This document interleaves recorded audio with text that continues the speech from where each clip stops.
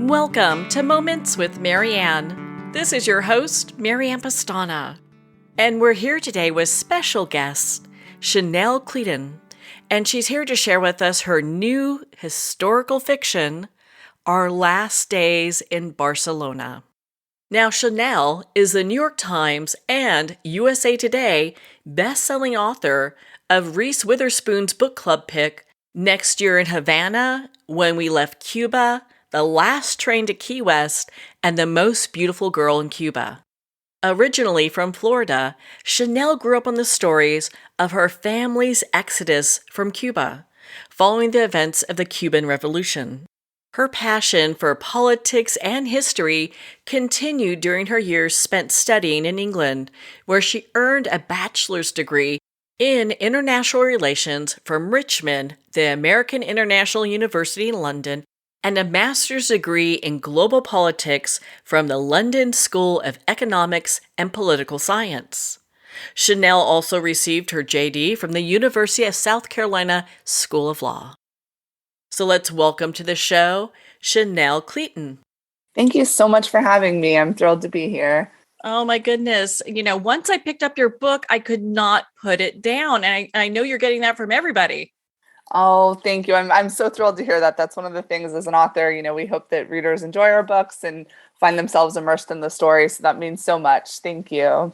Of course, my goodness. Well, and so what inspired you to write this book? Because it's just so fascinating. Oh, well, thank you. So I really have to give the credit to my readers. I first introduced the Perez family when I wrote Next Year in Havana, and that came out in 2018. And the main family in the book has several sisters, and I had written one of the sister stories, Elisa, Next Year in Havana, and then Beatriz's story in When We Left Cuba. And once I finished When We Left Cuba, I really thought that was kind of it for the sisters. There were two other sisters, but I didn't have a story in mind for them. And I just kept getting notes and letters from my readers asking me if I would tell the other sisters' stories.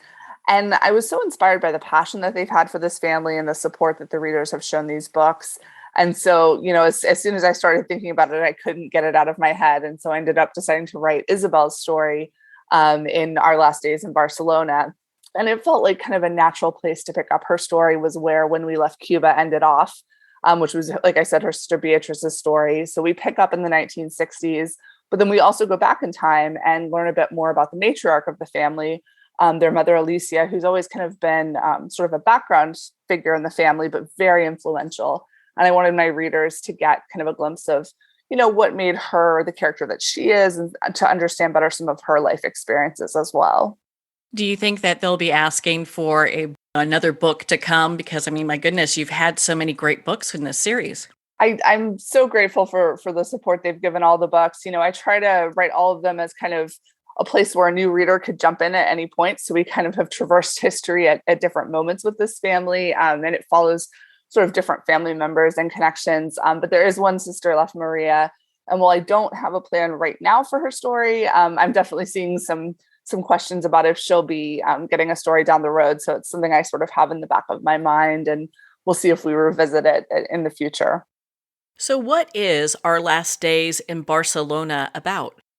Sure. So Our Last Days in Barcelona is the story of Isabel Perez, and she was exiled from Cuba after the Cuban Revolution, and she's found herself in Palm Beach in the 1960s. And her sister Beatriz disappears in Barcelona. Beatriz has been working with the CIA on some of the efforts to remove Castro from power. And so she disappears under kind of circumstances where the family's worried about her, and Isabel goes in search of her. And while she's there, Isabel kind of embarks on this unforgettable journey where she really discovers a lot about herself, but also uncovers a family mystery that goes back to the 1930s about their mother, Alicia. So the other part of the book is traveling back to the beginning of the Spanish Civil War in Barcelona, and their mother, Alicia, has traveled from Cuba and is there, and her story sort of intertwines with that of a cousin that is in Cuba during the 1930s. So you really get to kind of look at Cuban and Spanish relations through the lens of this family and, the impact that war and exile has had on them. Well, thank you for sharing that. Now, did you ever have the opportunity to travel to Cuba or Spain? So I was fortunate with this book. I pitched the idea to my editor and agent I want to say in like February of 2020. So obviously right before the world kind of shut down with COVID. And so I had planned a specific research trip for this book to go to Spain. But obviously, with COVID, everything kind of changed, and there would be like little moments where things would get better. And I would think, okay, maybe, I can try to do this, but it just didn't, never worked out, but I had been before. So I was really able to kind of, put some of those experiences into the book. Not a big spoiler, but the characters go to Marbella at one point, and that's, somewhere I've spent time in Spain. So it was nice to have that. But I will say, the funny thing with historical fiction is that even if you've gone somewhere, in real time, it often is almost confusing because things have changed so much. Place names change, street names change when you're going this far into the past. And, anecdotally with the Marbella example, there was a marina in a little town that I'd visited, and I put it in one of the drafts of the book thinking like, of course that would have been there in the 1960s. And then luckily in copy edits, just managed to catch the fact that, oh no, it actually was founded like 7 years later than I needed it to be for the book. So, often you run into that when you're writing historical fiction, but that's kind of one of the fun parts. And thankfully the internet, and there's so many resources out there that you can use to kind of recreate your character steps in the past. When you were doing your research, I mean, that's a fascinating, tip there, because a lot of people don't think about, oh, maybe landscapes change, and we've got to really take that into consideration. When you were doing your research for the book, was there anything that really surprised you? I was really intrigued by exploring kind of this relationship with Cuba and Spain. Part of the idea from the book came as well while I was researching my previous novel, which was The Most Beautiful Girl in Cuba.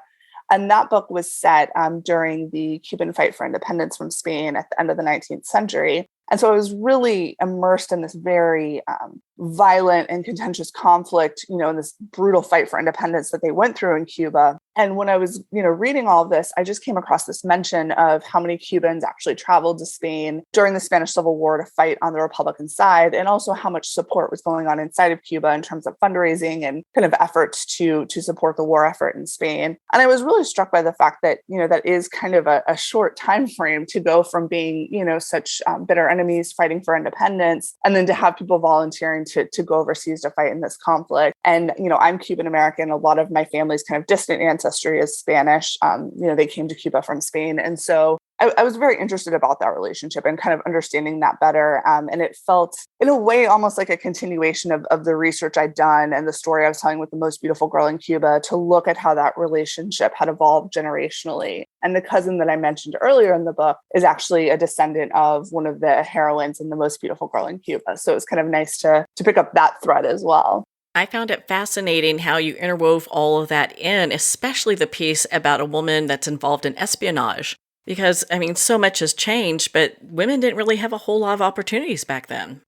Well, I think, the CIA, especially in that time period, definitely was kind of working with civilians and people who had connections. And, with Castro, obviously, we saw like a history of them trying to use women to get to him for assassination attempts. So it felt like a natural fit in that moment in history and some of the CIA's efforts. To have characters involved in that. There were many women that were involved in kind of the fight for Cuban after the revolution, the fight against Castro and against the regime. And so I wanted to honor that spirit and, the women who were so dedicated to Cuba after the revolution and during the revolution, quite frankly.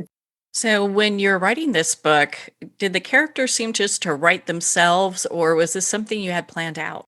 All of my books really surprised me, and my characters always do as well. I kind of went into this book with a bit of a history with the characters because they had sort of shown up as minor characters in the previous novels. But really, I had to kind of get to know them in a different way, as their own entities, independent of the lens that I was seeing them through when I was writing from their siblings' perspectives. So that was definitely an interesting challenge, I think, in the beginning to feel like they were speaking to me enough that I could really feel like I was kind of slipping into their minds and being able to get their characters out on the page the way that I wanted. But, with every book, it's like you kind of get to that point where things start to click. And I felt that like once the doors opened, I really had a handle on what made them tick and, the things that maybe their siblings might have seen as being flaws that were really strengths when you kind of looked at it a different way. And I think a big part of that was connecting Isabel's story with her mother's, because her mother really is such a formative influence in her life. And once I really realized that, this generational story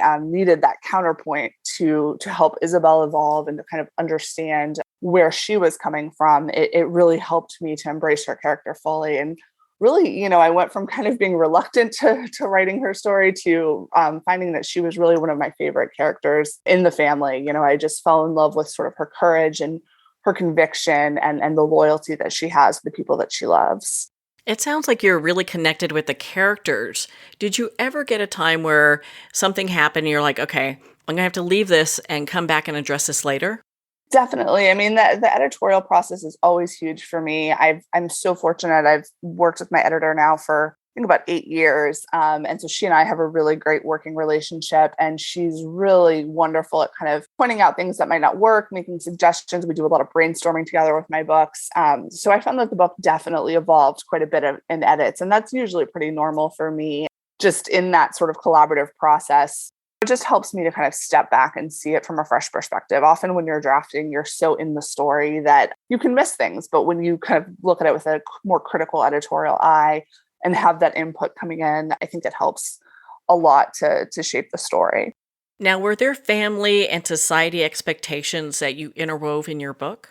One thing that has definitely kind of been a common theme with this family coming from, Next Year in Havana is obviously the weight of exile. I don't want to give too much away in terms of spoilers for those who maybe haven't read the earlier books, but the family's been through, tremendous trauma and great loss following the revolution in Cuba and then their exile to the United States. And so they're all really grappling with that in different ways. And we see that coming out in the characters' kind of different personalities, like all siblings, they each have their own personalities in the way that they've handled exile and what they've been through. And for Isabel, really it's kind of, she is the one that as the eldest is expected to sort of do what the family needs her to do. Her siblings are a bit more rebellious. And so that weight of expectation of kind of keeping it all together has been on her shoulders. And in our last days in Barcelona, we really see those cracks forming, and the fact that she's been sort of living her life for other people and for societal expectations and what it means to be a Perez woman, in her family's eyes. And we understand how that's shaped through the mother's experiences and, how she's kind of passed those expectations onto her daughters based on what happens to her in the past. But for Isabel, it's really about kind of finding her voice in the story and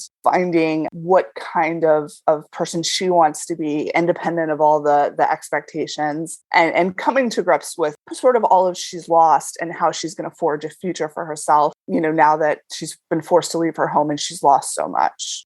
Well, I really enjoyed your book. Thought it was a great read. Where can our listeners connect with you and learn more about your work?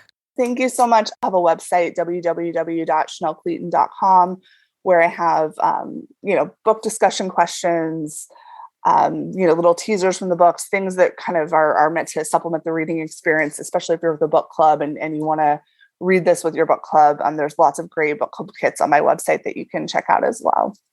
Well, it's been a delightful discussion, Chanel. Thank you for taking the time to be on the show with us here today.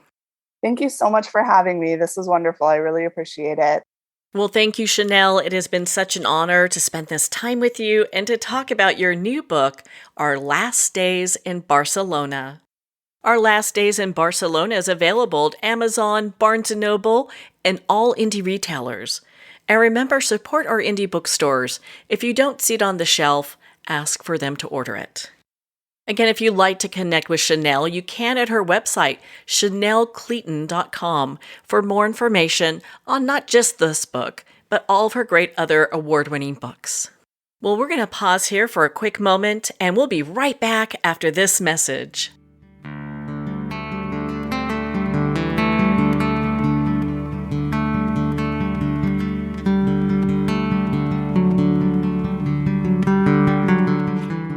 I'd like to thank Jason Eastwood at Guitarfulness for sharing his inspiring music and talent with us. His music is known worldwide for cultivating atmospheres of harmony, inner peace, and clarity. Visit Jason's website at guitarfulness.com. Join his newsletter, be part of his community, and download his music.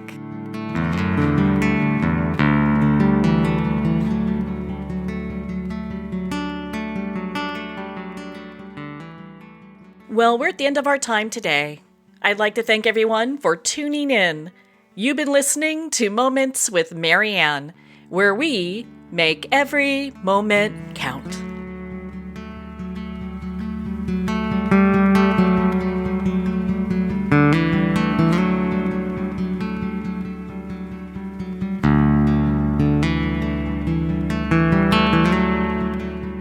In a single moment, your life can change. Moments with Marianne is a transformative hour that covers an endless array of topics with the best of the best. Her guests are leaders in their fields, ranging from inspirational authors, top industry leaders, and business and spiritual entrepreneurs. Each guest is gifted and a true visionary, a recognized leader in her own work, and while teaching others to develop, refocus, and grow, Marianne will bring the best guest and sometimes a special surprise. Don't miss this. You never know just which moment will change your life forever.